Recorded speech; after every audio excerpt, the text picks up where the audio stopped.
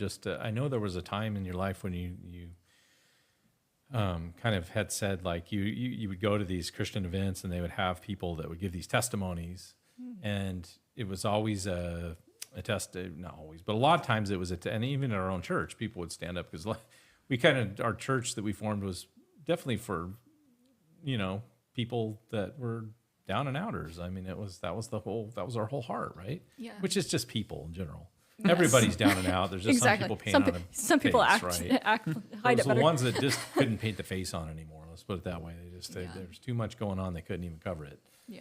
So a lot of them had drug addictions and other issues and things like that. And so a lot of the testimonies that people would give were Pretty like, "Oh my hardcore, gosh, yeah. I've had this hardcore life, and then I found Jesus, and it changed me, and all this other stuff." And I remember you telling me one time, like, "I just don't know if I have much of a testimony because I didn't have all of those terrible sinful things or whatever else." Yeah, and I feel like that's you kind of get that from church culture, like that. Oh, that's something you need to work on is your testimony. You need to have it prepared. You need to be able to share it when you're asked, and like.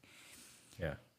And a lot of people act like, oh, you don't really have a testimony if you've just been a Christian your whole life, because they make it all about that one salvation moment instead of like your entire life. And I've come to realize now as an adult, like, and after my experience of just all the experience I've had with God throughout my life, and the ups and the downs and the doubts and just everything, it's like your testimony is just anything that God's done in your life, whether it was yesterday or 10 years ago, or like I think all of that can be a testimony, because all of it is how God's worked in your life.